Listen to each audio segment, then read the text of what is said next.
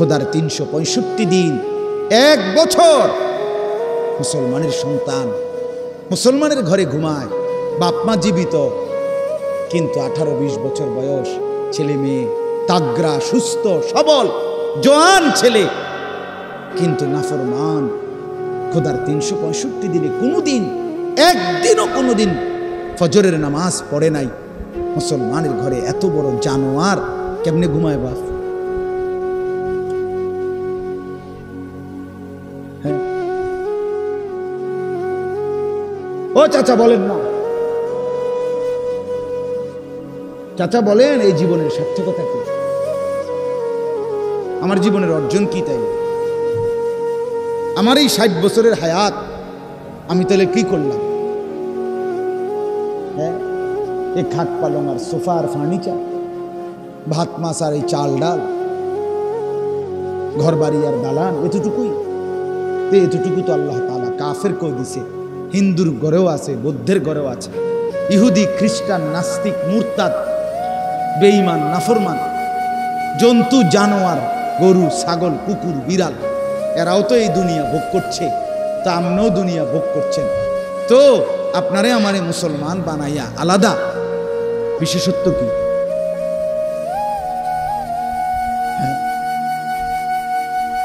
আমারে যে মুসলমান বানাইলো, এই ঘরটা যে মুসলমানের ঘর, এই ঘরের বৈশিষ্ট্য কি?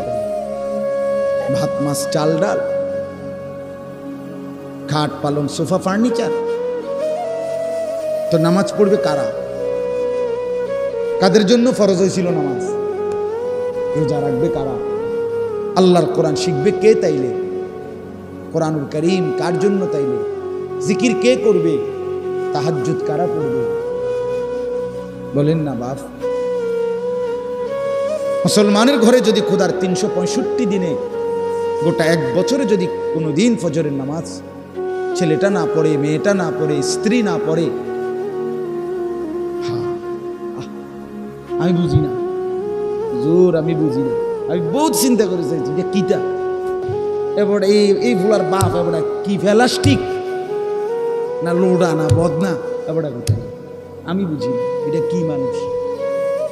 হায় হায় হায়, এই মুসলমান কেমনে ঘুমায়, রাত কাটে কেমনে, হতে কেমনে, ঘুম যায় কেমনে, তার মা বাতরান দে কেমনে, আমি বুঝি না। আরে মহিলা, আরে বেটি, আরে চাচি, আপনার জীবনের কি কাল লাগে এই হাইওয়ানের জন্য ভাত রান্ধেন? এত বড় দুশ্মনের লাগা, ছি ছি ছি, এত বড় বেহায়ার জন্য ভাত, এত বড় জঙ্গলি অসভ্য।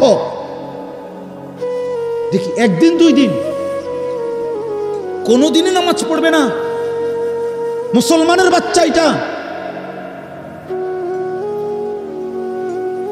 আরে কি কোন মিয়া, আমার জীবনের আছে কি তাইলে? আমি পৃথিবীতে আসলাম কেন? আমার উপার্জন কার জন্য? আমার জিন্দিগিটা কার লাগে শেষ করলাম? এতটি জমি কিনলাম, এত বাড়ি করলাম, এত কিছু করলাম, ঘাম বাইয়া বাইয়া পড়লো একটা একটা টাকার জন্য, এই অমানুষদের জন্য। এরা বসে বসে সারাদিন সারা রাত মোবাইল টিপবে, ছেলে সারা রাত মোবাইলে উলঙ্গ ছবি দেখবে, বেড়ি বেপর্দা চলবে ঘরে, 30 বছর ধরে প্রতিদিন রঙিন টেলিভিশন চলবে, নাচ গান, নর্তকীর ছবি, জিনা ব্যভিচারের দৃশ্য দেখবে। এই জন্যই আমার উপার্জন।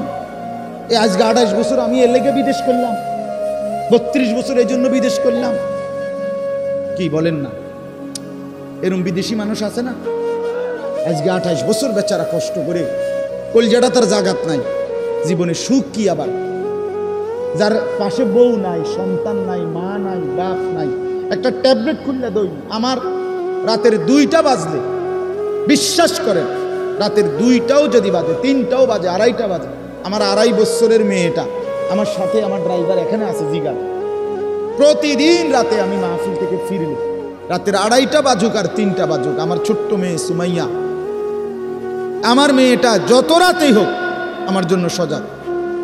গেট কলিং বেলটা টিপ দিলেই অথবা মোবাইলটা রিং দিলেই বাসায় সে চিৎকার দিয়ে ওঠে, আব্বু আইছে। যে গেটের সামনে প্রথম দরজা খুললেই আমার মেয়েটা নজরে দেয়, আমি তারে সবসময় কোলে নিয়েই ভিতরে দিই। যে বেচারা আজ 28 বছর বিদেশ, 30 বছর বিদেশ, সে আদর পাইল কই, সোহাগ পাইল কই,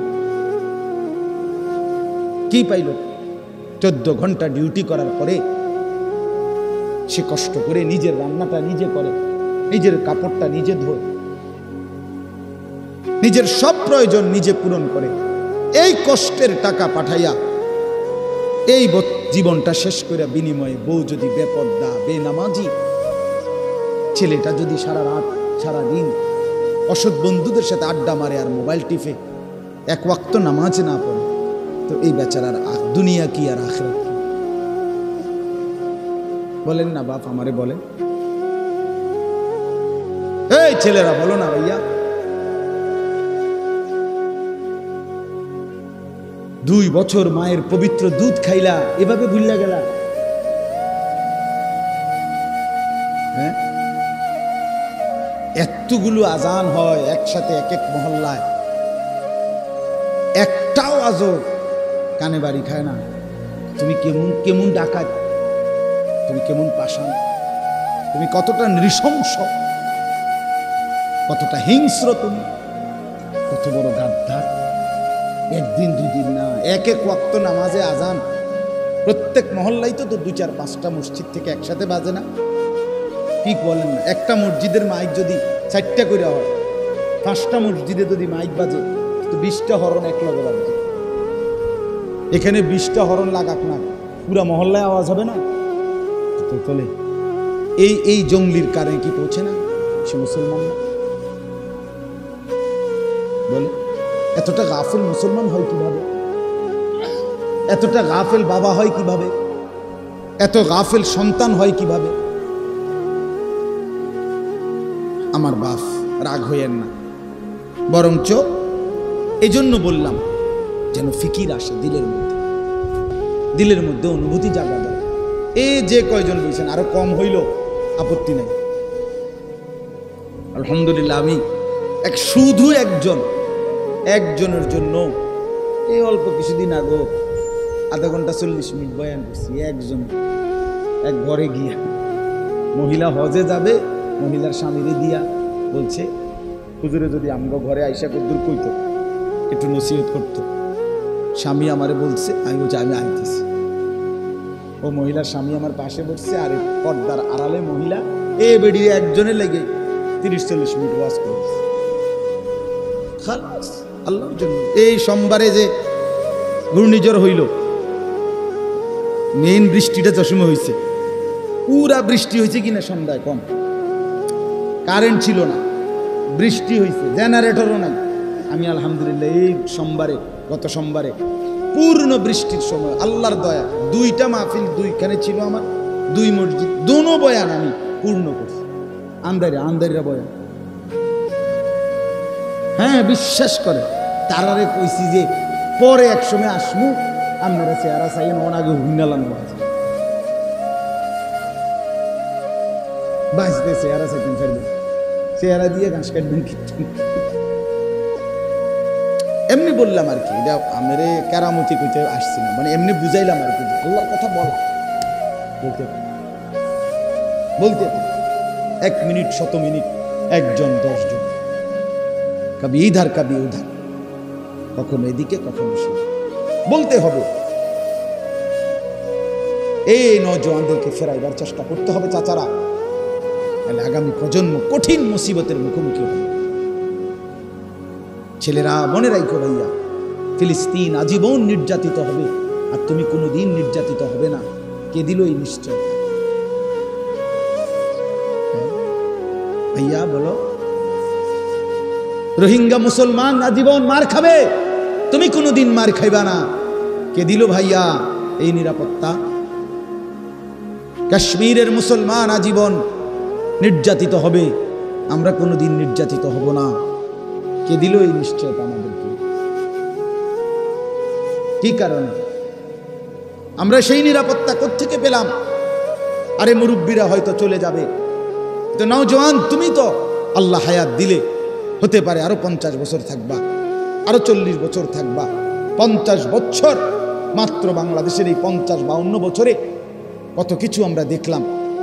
পৃথিবীর কত কিছু দেখতেছি, আগামী 50 বছর পর্যন্ত পৃথিবীর অবস্থার আর পরিবর্তন হবে না, সময়ের পরিবর্তন আর হবে না। তো এরপরে বলেন, দয়া করে ভাবতে শিখেন, দয়া করে প্রত্যেকেই গাফেল হবেন না। একটু কষ্ট করে দুনিয়া চলুক ভাইয়া, ভাত মাছ চাল ডাল, আয় রোজগার, বাজার ব্যবসা, দেশ বিদেশ, লেনদেন উপার্জন সবই চলুক, কোনো মানা নাই, কিন্তু আল্লাহকে সাথে নিয়ে। কাকে সাথে নিয়ে? নামাজ পড়ে শরীর পবিত্র রাখেন। আল্লাহর দয়া না হইলে কারো কোনো ক্ষমতা দিয়া হয়। মালয়েশিয়াগামী যাত্রীরা আটকিয়া গেছে, শুনছেন না? শুনছেন না? তোলপাড় চলতেছে যে দেশে, মালয়েশিয়ার হাজার হাজার যাত্রী আটকায় গেছে, প্রায় 30,000-এর উপরে। কি ভাইয়া, পৃথিবী এক মিনিটে পৃথিবীতে লন্ড এলোমেলো হয়ে যেত, হাসি কান্নায় পরিণত হতে 1 মিনিটও লাগবে। অনেক স্বপ্ন বেদনায় মিশে যাইতে বেশিক্ষণ লাগবে। এই ঘূর্ণিঝড়ের একদিনে যে অঞ্চলগুলো প্লাবিত হয়েছে, যে ঘরগুলোর উপরে পুরা ডুবে গেছে, সে ঘরের ফার্নিচারগুলো ডুবে নাই, সে ঘরের আসবাবপত্রগুলো ডুবে নাই, সে ঘরের কোলের বাচ্চাটা কিভাবে আছে, সে ঘরে যেই লোকটা পঙ্গু, প্যারালাইজড, অক্ষম, অচল, ওই মানুষটা কেমনে জায়গা লাগছে, যে মহিলাটা গর্ভবতী, বাচ্চা প্রসব হওয়ার কাছাকাছি হয়তো, সেই বোন কি পরিমাণ পেরেশানিতে পড়ছে বলে। কেন আমরা আল্লাহকে ডাকবো না? কেন নামাজ পড়বো না ভাইয়া? আমাদের বেঁচে থাকা, আমাদের সুস্থ থাকা, স্বাভাবিক থাকা 1 মিনিটে আল্লাহর হাতে, 1 মিনিটে এলোমেলো হতে।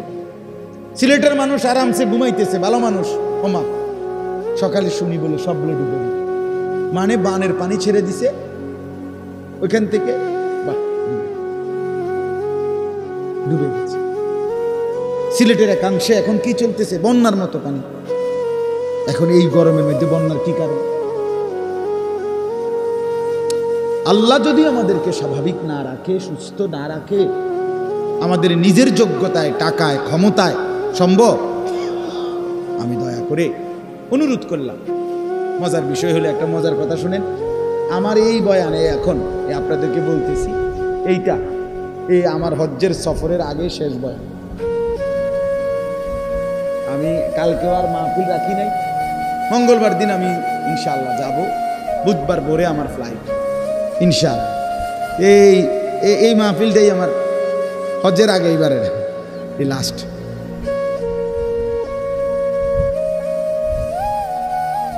সোমবার দিন রাখছি প্রস্তুতির জন্য, কিচ্ছু গুছাই নাই, আমি আছি আমার জায়গা, ব্যাগ আছে ব্যাগের জায়গা, এমনি এমনি। দেখ, এই জন্য বললাম, আমি আপনাদের কাছে অনুরোধ করলাম, যুবক ভাই তোমাদের কাছেও বললাম, মূল কথা ছিল আলেম ওলামা অনেকে হয়তো কষ্ট নিতে পারেন যে সামনাসামনি না বললেও হইতো, যাই হোক বলে গেছি, মাফ করে দিন।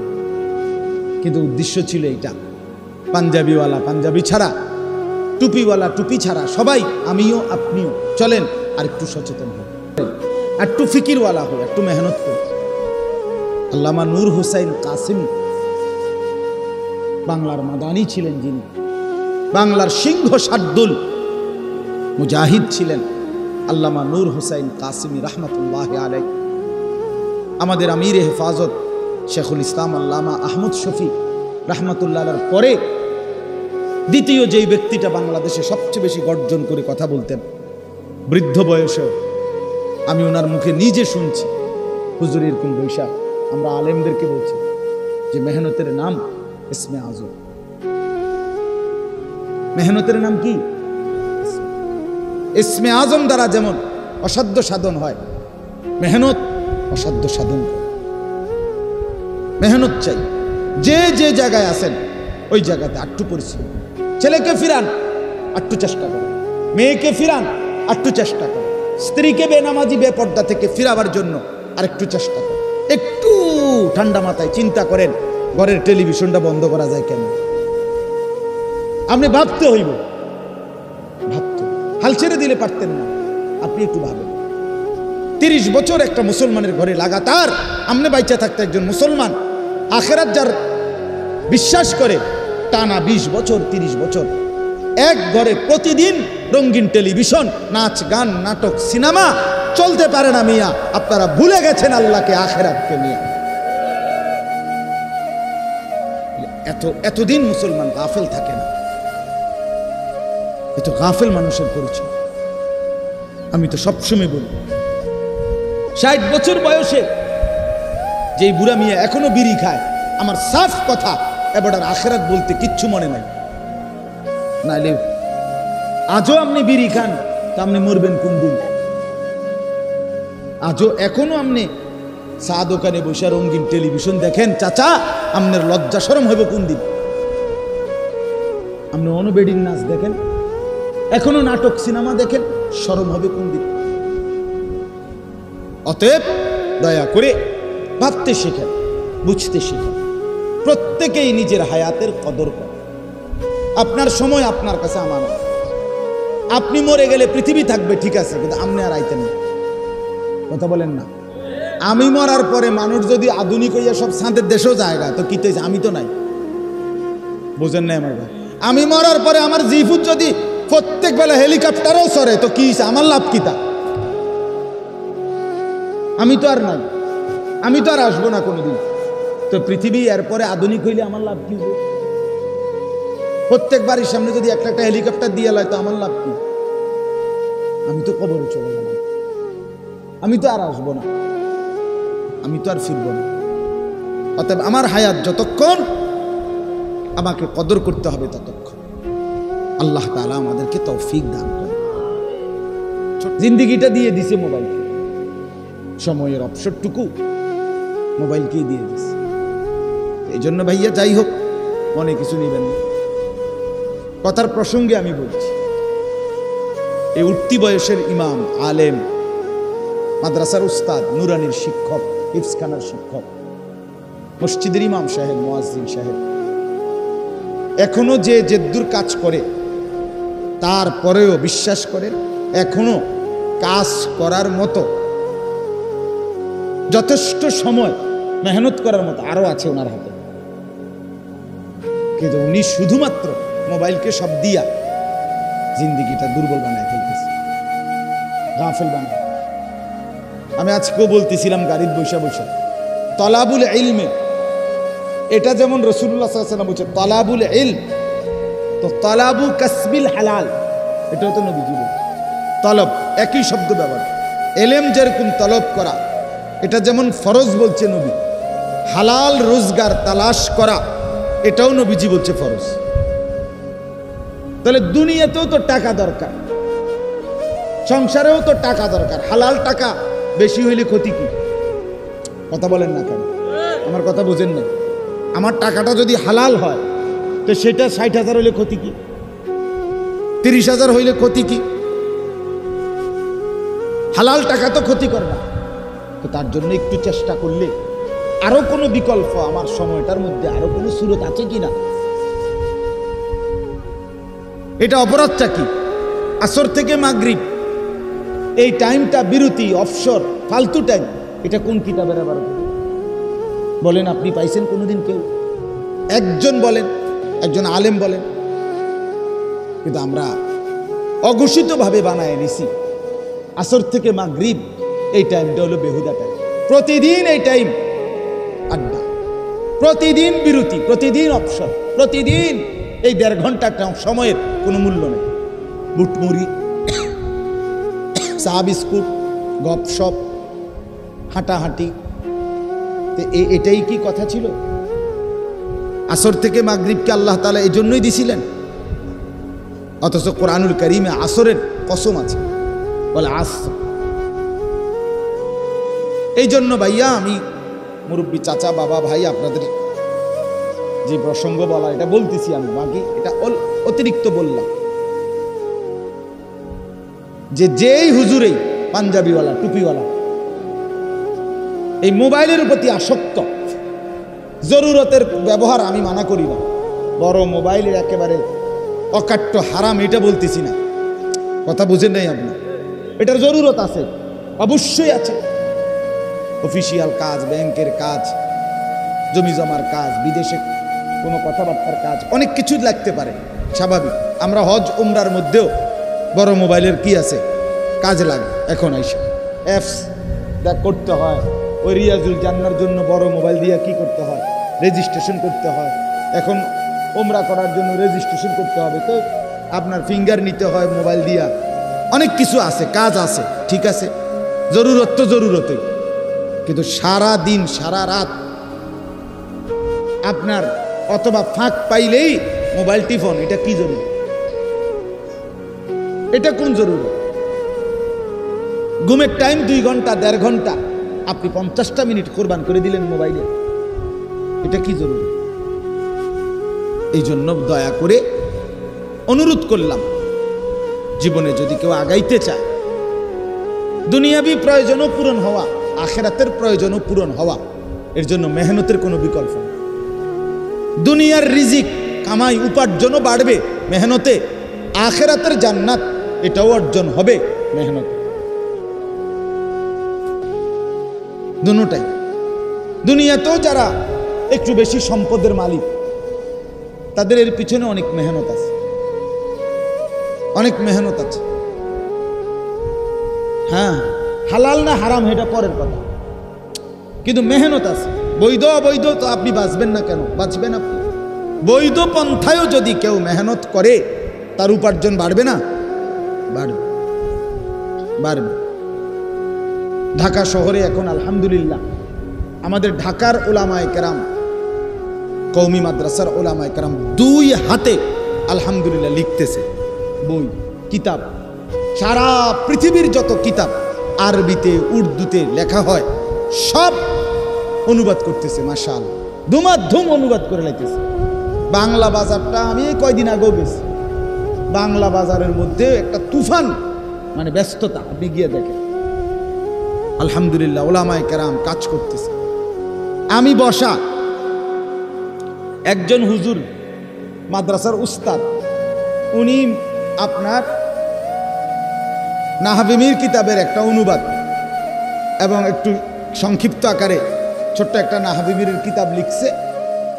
এখন উনি আপনার 5 বছরের জন্য ওই লাইব্রেরিওয়ালারা ওনার থেকে এটা নিছে, ছাপাবে। তো ওনারে ক্যাশ আমার সামনে 1 লক্ষ টাকার চেক ওনার হাতে তুলে দিচ্ছে, হুজুরে জমা দিয়া পাণ্ডুলিপিটা 1 লাখ টাকার চেক নিয়ে মাদ্রাসায় রওনা হয়ে গেছে।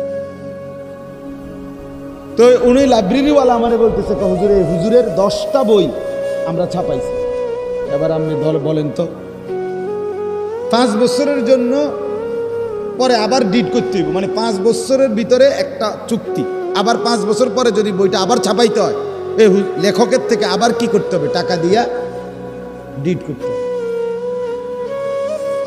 তাইলে আমার প্রশ্ন হইল, মেহনত করলে বিভিন্ন লাইনে সম্ভব, আরো বহু খাত আছে, বহু খাত আছে। ইমাম সাহেব বেচারা ওই যে 5 ওয়াক্ত নামাজ, এটুকু ডিউটির পরে আরো কি সময় তার হাতে নাই? তার একটু ফিকির করেন।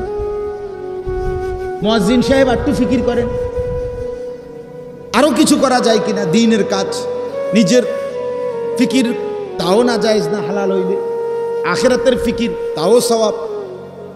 কিন্তু বেহুদা মোবাইল টিফোন, বেহুদা গপ মারন, বুটমুড়ি বানাইতে আছে 1 ঘন্টা লাগাইয়া, এবার বইয়ে রয়েছে, যা কিসে বসে রয়েছেন কেন, বুট বানা, এটা কি? তা এটা কি? চা বানাইতে আছে, বিস্কুট বানাইতে আছে, খাইতে আছে, গপ মারতে আছে, আরো মানুষ টোয়াইতে আছে, আর কেউ আসেনি গপ মারুন না, উপযুক্ত সঙ্গীত। এটা কি?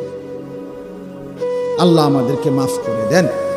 এজন্য দয়া করে মনে কিছু নিয়েন না, এমনিতেই বললাম, মন চাইলো, মনে আর উঠলো দেখি।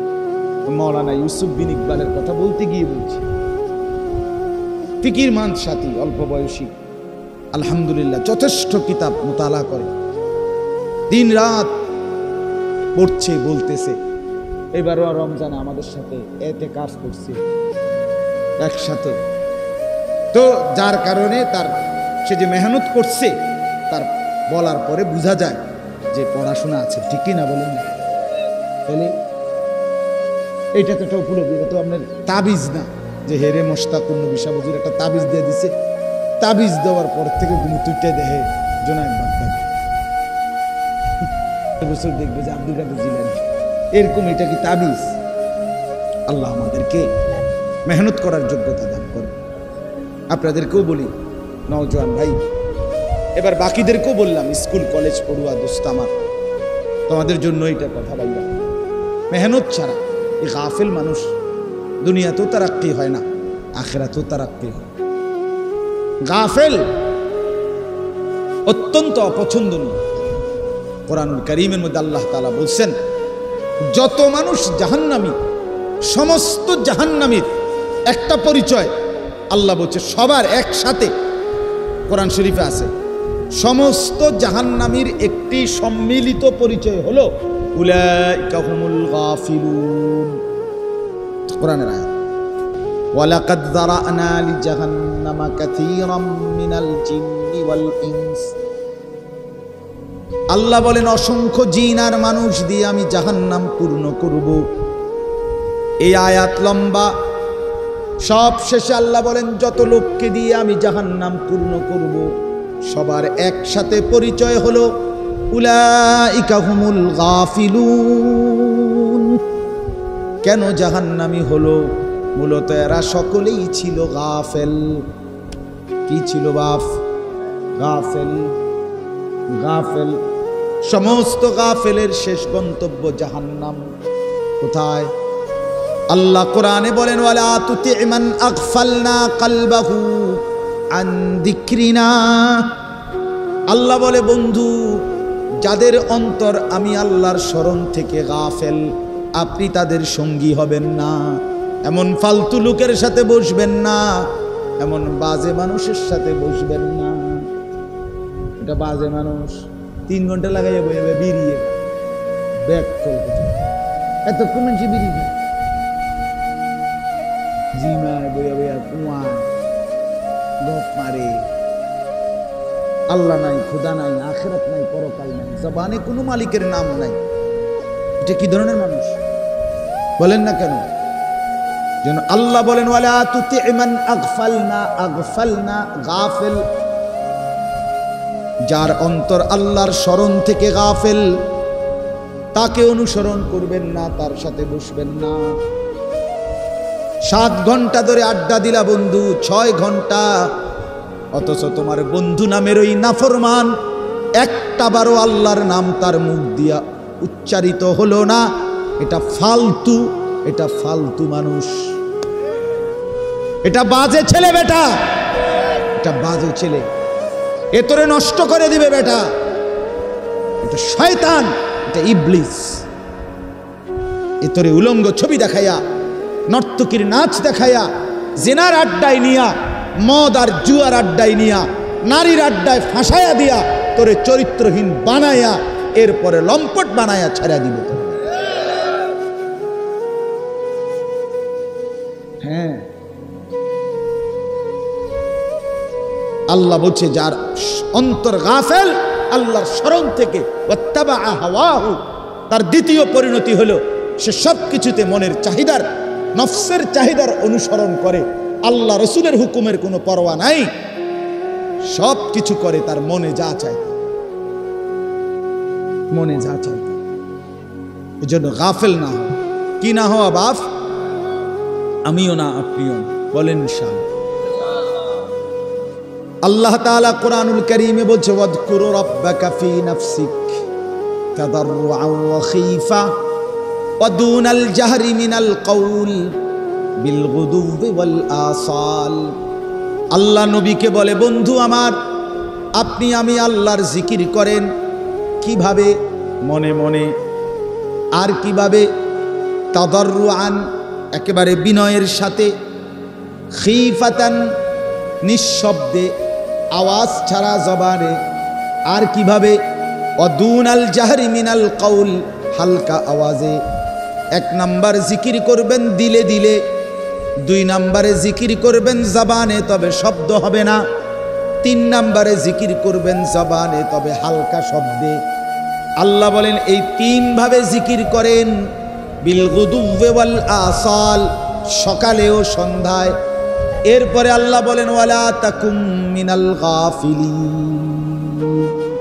বললাম বন্ধু, কোন অবস্থাতেই আপনি গাফেলদের অন্তর্ভুক্ত হবেন না। গাফেল হইয়েন না। কি হইয়েন না? ওয়ালা তাকুম মিনাল গাফিলিন, নবীজিকে বলছেন গাফেল হইয়েন না। ভাল লাগলে হালকা আওয়াজে পড়েন, ক্লান্তি লাগলে আওয়াজ ছাড়া পড়েন, আরো কষ্ট লাগলে দিলে দিলে পড়েন, কিন্তু আমি মালিকরে চাইরেন,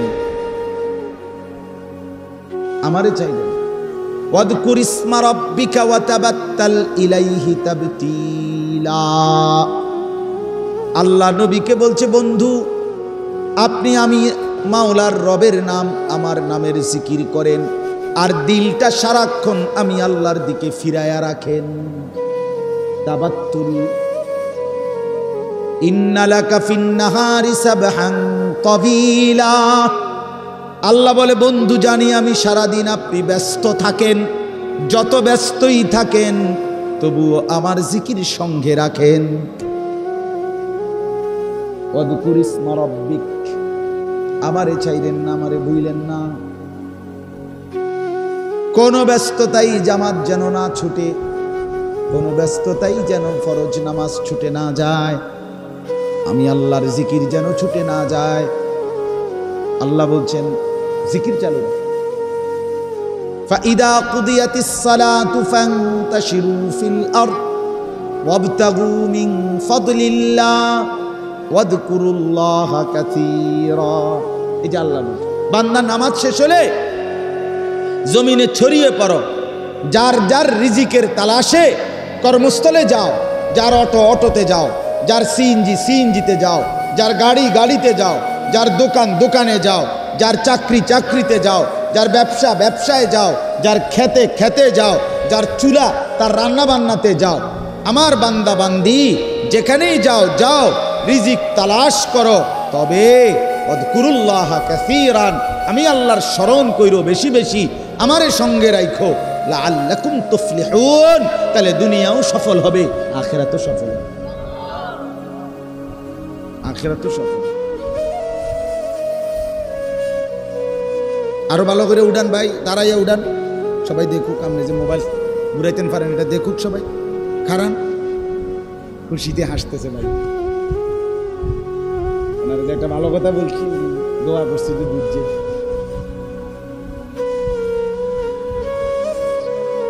হ্যাঁ এই জন্য বললাম খামখেয়ালি, বললাম খামখেয়ালি অনেক কঠিন ব্যাপার। মুসলমানের এই নওজোয়ান ফেরাইতে হবে, কঠিন ব্যাপার। এই আমি এখন এদিক দিয়ে আসছি, একসাথে এই আধা কিলোর ভিতরে দেখে আসছি, একসাথে 5 জন 7 জন 8 জনও ছেলে পেলে, প্রত্যেকের হাতে একটা একটা মোবাইল, একসাথে বৈশা মোবাইল টিপতেছে, 2 আঙ্গুল। গাড়ি প্রচন্ড হরন দিছে, আর তুই একটু মাতালগি দিছে আবার নিজের কাছে।